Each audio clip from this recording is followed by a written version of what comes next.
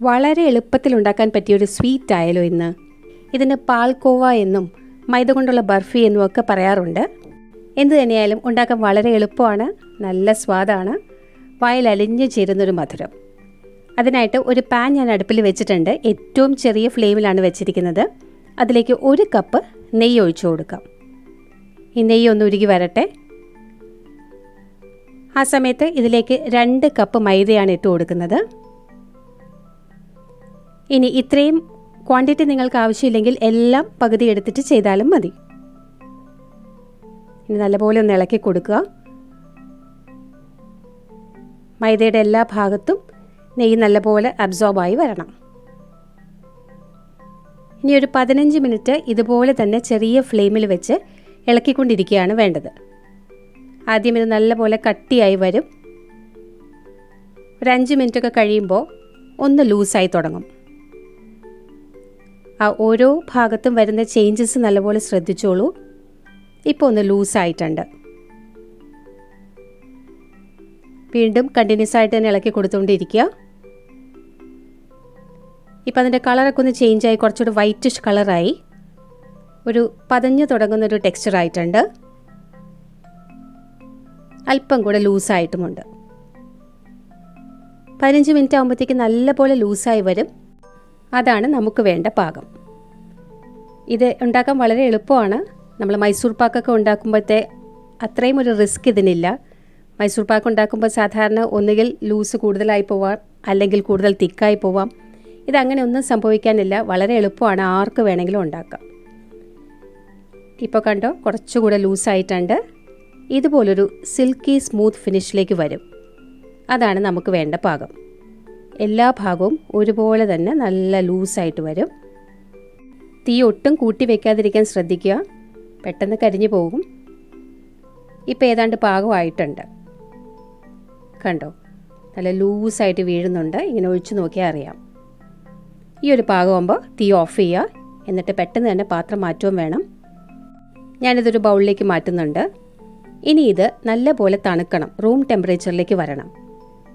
ഒന്ന് ഫാൻ ഇട്ട് വെച്ചാൽ പെട്ടെന്ന് ആയിക്കോളും. ഇളക്കി കൊടുക്കുകയും വേണം, അല്ലെങ്കിൽ കട്ട പിടിക്കും. കണ്ടിന്യൂസ് ആയിട്ട് ഇളക്കണമെന്നില്ല, ഇടയ്ക്കൊന്ന് ഇളക്കി കൊടുത്താലും മതി. ഇത് ചൂടാറുന്ന സമയം കൊണ്ട് തന്നെ നമുക്ക് പഞ്ചസാര ഒന്ന് പൊടിച്ചെടുക്കണം. ഇത് 1.5 കപ്പ് പഞ്ചസാരയാണ് മിക്സിയുടെ വലിയ ജാറിലേക്ക് ഞാൻ ഇട്ട് കൊടുക്കുന്നുണ്ട്. ഇതിൻ്റെ കൂടെ 2-3 ഏലക്ക കൂടി ചേർക്കാം. ഞാൻ ഏതായാലും ഏലക്ക പൊടി തന്നെയാണ് ചേർക്കുന്നത്. ഇത് നല്ലപോലെ പൊടിച്ചെടുക്കണം. ഒട്ടും തരി പാടില്ല. തരി ഉണ്ടെങ്കിൽ നമ്മുടെ ബർഫിക്ക് ആ ഒരു ടേസ്റ്റ് കുറയും. അത് കടിക്കുന്നത് നമുക്കൊരു ഡിസ്റ്റർബൻസ് ആയിട്ട് തോന്നും. ഇപ്പം നല്ലപോലെ പൊടിഞ്ഞിട്ടുണ്ട്. ഇനിയൊരു ട്രേ ഒന്ന് ഗ്രീസ് ചെയ്ത് റെഡിയാക്കുക. അല്പം നെയ്യ് തടവി ഞാൻ എടുത്ത് വെച്ചിട്ടുണ്ട്. ഇത് നല്ലപോലെ തണുത്തിട്ടുണ്ട്. ഇപ്പോൾ ഇനി പഞ്ചസാര നമുക്ക് ഇതിലേക്ക് മിക്സ് ചെയ്ത് കൊടുക്കാം. അതിനു മുമ്പ് ഞാൻ ഈ ബൗളൊന്ന് മാറ്റുകയാണ്. കുറച്ചുകൂടെ വലിയ ബൗളിലേക്ക് മാറ്റുന്നു. ഇല്ലെങ്കിൽ പഞ്ചസാര ചേർത്ത് വരുമ്പോഴത്തേക്കും ഒട്ടും സ്പേസ് ഉണ്ടാവില്ല. നല്ലപോലെ തണുത്തിട്ടുണ്ട്. പഞ്ചസാര ഒരു 2-3 ഭാഗമായിട്ട് ഇട്ട് കൊടുക്കാം. എന്നിട്ട് നല്ലപോലെ മിക്സ് ചെയ്യുക. മധുരം നോക്കിയിട്ട് ചേർത്താൽ മതി. മുഴുവൻ പഞ്ചസാരയും ചേർക്കണം നിർബന്ധമൊന്നുമില്ല.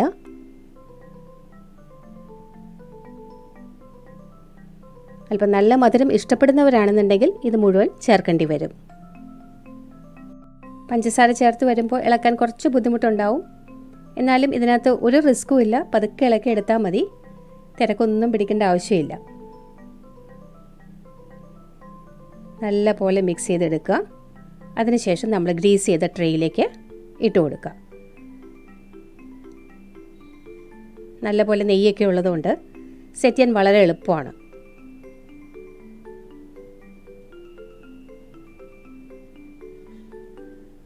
ഒരു സ്പൂൺ കൊണ്ട് നമുക്ക് നല്ലപോലെ ഒന്ന് ലെവൽ ചെയ്ത് കൊടുക്കാം. ഇതിങ്ങനെ ലെവൽ ചെയ്ത് വരുമ്പോൾ ഒരു സിൽക്കി സ്മൂത്ത് ടെക്സ്ചർ നമുക്ക് ഫീൽ ചെയ്യും. നല്ല ഭംഗിയാണ് കാണാൻ. ഇനി ഇതൊരു 10 മിനിറ്റ് ഫ്രീസറിലോ അല്ലെങ്കിൽ ഒരു അരമണിക്കൂർ ഫ്രിഡ്ജിൻ്റെ താഴത്തെ തട്ടിലോ വെക്കുക. എന്നിട്ട് കട്ട് ചെയ്യാം. ഇപ്പോൾ 10 മിനിറ്റ് കഴിഞ്ഞിട്ടുണ്ട്. ഞാൻ ഫ്രീസറിൽ നിന്ന് എടുത്തതാണിത്. ഇനി നമുക്ക് കട്ട് ചെയ്ത് കൊടുക്കാം. ഏത് വലിപ്പം വേണമെന്നൊക്കെ നമുക്ക് തീരുമാനിക്കാം.